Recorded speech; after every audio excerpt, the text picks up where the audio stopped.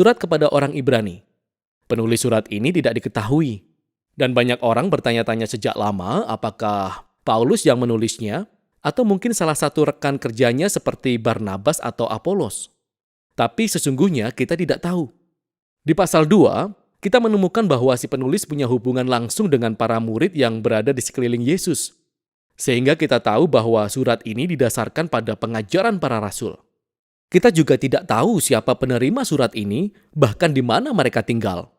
Tetapi si penulis sangat mengenal mereka dengan baik, dan dia menganggap bahwa mereka memiliki pengetahuan menyeluruh tentang kitab Perjanjian Lama.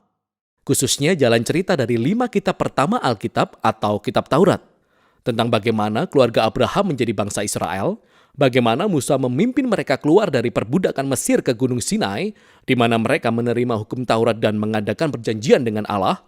Mereka membuat kemah suci di mana para imam mempersembahkan korban sembelihan dan berjalan melewati padang gurun menuju tanah perjanjian. Si penulis beranggapan bahwa para pembaca tahu tiap detil kisah-kisah ini. Sehingga kemungkinan besar pembacanya berasal dari golongan Kristen Yahudi. Dari situlah nama surat ini berasal. Kita juga memiliki petunjuk dari pasal 10 bahwa komunitas gereja ini sedang mengalami penganiayaan, bahkan ancaman penjara karena hubungan mereka dengan Yesus. Beberapa orang dari komunitas ini meninggalkan Yesus dan meninggalkan imannya pula. Sehingga hal ini menjelaskan tujuan dan struktur surat ini. Pertama, terdapat pembukaan singkat yang diikuti oleh 4 bagian di mana si penulis membandingkan Yesus dengan tokoh-tokoh dan peristiwa-peristiwa kunci dari sejarah bangsa Israel. Awalnya Yesus dibandingkan dengan malaikat dalam kitab Taurat. Kedua dengan Musa dan tanah perjanjian. Ketiga dengan para imam dan Melkisedek. Dan terakhir dengan korban sembelihan dalam perjanjian. Si penulis memiliki 2 tujuan utama dalam semua perbandingan ini. Tujuan pertama adalah untuk meninggikan Yesus sebagai yang paling unggul dari siapapun atau apapun. Ini menunjukkan bahwa Yesus layak menerima semua rasa percaya dan pengabdian mereka. Namun tujuan kedua adalah untuk menantang para pembaca agar tetap setia terhadap Yesus meskipun berada dalam penganiayaan. Sehingga dalam setiap bagian, si penulis memberikan sebuah peringatan keras untuk tidak meninggalkan Yesus. Sekarang mari kita menelusuri lebih dalam dan melihat bagaimana hal ini diungkapkan. Yesus ditinggikan dimulai dalam kalimat pembukaan dari pendahuluan surat. Setelah pada zaman dahulu, Allah berulang kali dan dalam berbagai cara berbicara kepada nenek moyang kita. Maka pada zaman akhir ini, Ia telah berbicara kepada kita dengan perantaraan anaknya. Jadi si penulis berkata bahwa Yesus lebih unggul dari semua cara terdahulu yang dipakai Allah untuk menyingkapkan dirinya sendiri kepada bangsa Israel. Penulis kemudian membuat pernyataan mengejutkan bahwa Yesus adalah sinar kemuliaan Allah dan gambar wujud dari sifat Allah yang sama persis. Perumpamaan ini memberikan identifikasi sedekat mungkin antara Yesus dan Allah. Jadi Yesus adalah bak cahaya sinar bagi matahari dan seperti cap lilin bagi cincin materai. Bagi si penulis ini, tidak ada Allah selain Yesus. Yesus adalah Allah yang menjadi manusia sebagai putranya. Dan cara pandang tinggi terhadap Yesus inilah yang kemudian digali di keseluruhan surat ini.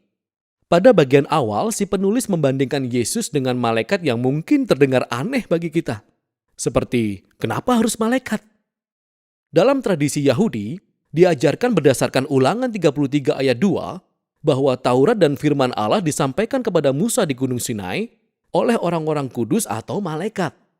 Jadi dengan berkata bahwa Yesus lebih unggul dari malaikat, si penulis menyatakan bahwa Yesus dan pesan kabar baiknya lebih unggul dari para pembawa pesan firman-Nya yang terdahulu. Sehingga peringatan pertama mengalir dari titik ini. Jika bangsa Israel dipanggil untuk menaruh perhatian terhadap Taurat yang disampaikan oleh para malaikat, berapa banyak lagi seharusnya kita menaruh perhatian terhadap pesan yang diberitakan oleh anak Allah. Dan tidak hanya itu saja, Yesus diberikan status lebih tinggi di atas para malaikat. Dan betapa luar biasanya, Dia menyerahkan status tinggi itu menjadi manusia untuk menderita dan mati. Dalam Yesus, kita melihat kemuliaan Allah dan kerendahan hati Allah yang terbesar ketika Yesus rela menggabungkan dirinya dalam nasib tragis umat manusia.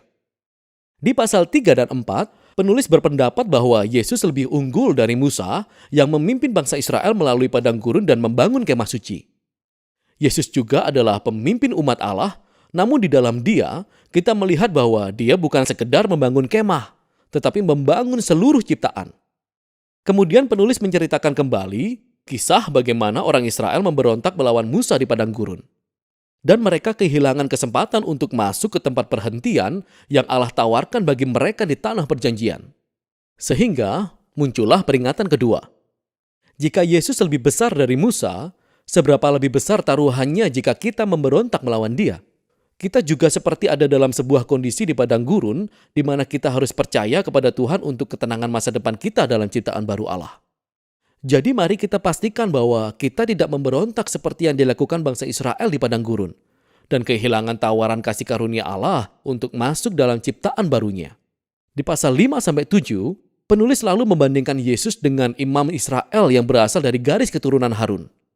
Tugas mereka adalah untuk mewakili bangsa Israel di hadapan Allah dan mempersembahkan korban sembelihan sebagai penebus semua dosa orang Israel. Namun penulis menunjukkan bahwa para imam sendiri juga adalah orang-orang yang cacat moral. Sehingga mereka pun harus mempersembahkan korban sembelihan untuk dosa mereka sendiri dan orang lain juga. Sesuatu yang lebih dibutuhkan di sini. Kemudian penulis menunjukkan bahwa Yesuslah sesuatu yang lebih itu. Dialah imam yang terakhir. Namun Yesus tidak berasal dari garis keturunan Harun. Melainkan Yesus adalah imam menurut peraturan Melkisedek, raja dan imam yang misterius dari Yerusalem kuno. Dan dia muncul dalam kisah tentang Abraham. Kita juga temukan dalam Mazmur 110 bahwa raja mesianis dari garis keturunan Daud akan menjadi imam menurut peraturan Melkisedek. Sehingga inti dari semuanya menurut penulis adalah Yesus adalah raja imam yang terakhir. Dia tidak bercacat secara moral, dia ada selama-lamanya bagi umatnya. Dia lebih unggul dari semua pengantara antara Allah dan manusia. Karena itu, muncullah peringatan dari penulis di bagian ini. Menolak Yesus artinya menolak hal terbaik dan kesempatan satu-satunya untuk diperdamaikan dengan Allah. Jadi, jangan lakukan itu. Yang mengalihkan kita ke dalam perbandingan terakhir di pasal 8 hingga 10.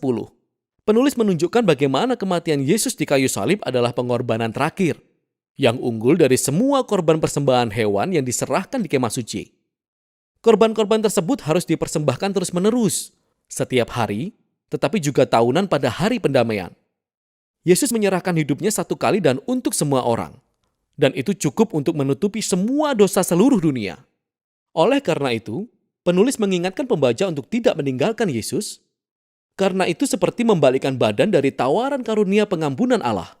Mengapa kita mau melakukan itu? Pengorbanan Yesus itu tetap, kata penulis.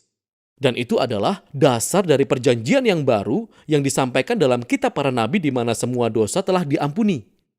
Nah, setelah penulis meninggikan Yesus melalui seluruh perbandingan ini, bagian akhir ini adalah sebuah tantangan besar untuk mengikut Yesus. Jadi pikirkan gambar besarnya. Dalam Yesus, mereka menemukan firman Allah itu sendiri. Dalam Yesus, mereka memiliki harapan akan ciptaan baru. Yesus adalah imam kekal mereka. Dia adalah korban yang sempurna. Jadi sekarang, mereka harus mengikuti semua teladan iman yang ada dalam keseluruhan kisah Alkitab. Dan mereka harus tetap setia kepada Yesus, percaya bahwa meski dalam kesulitan dan penganiayaan, Allah tidak akan membiarkan umatnya. Itulah alur dasar pemikiran keseluruhan surat yang disebut penulis pada bagian akhir sebagai kata-kata nasihat. Berikut beberapa tips tambahan dalam membaca surat ini. Kapanpun penulis mengutip dari Perjanjian Lama, yang hampir di setiap kalimat, berhentilah dan lihatlah referensinya. Lalu bacalah kutipan tersebut dari konteks aslinya. Kadang-kadang kita akan merasa bingung, tapi seringkali kita bisa melihat hubungan yang sangat menakjubkan yang tidak akan kita temukan tanpa referensi tersebut. Upaya yang benar-benar layak kita lakukan. Kita juga perlu tahu bahwa pasal-pasal peringatan ini akan membuat kita tidak nyaman. Memang itulah tujuannya. Pasal-pasal itu ada di sana bukan untuk menakut-nakuti kita, tetapi untuk menunjukkan kepada kita bahwa menolak Yesus adalah kebodohan, karena Dia sangat luar biasa.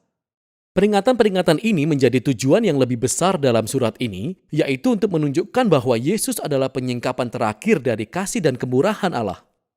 Dan itulah keseluruhan isi surat Ibrani.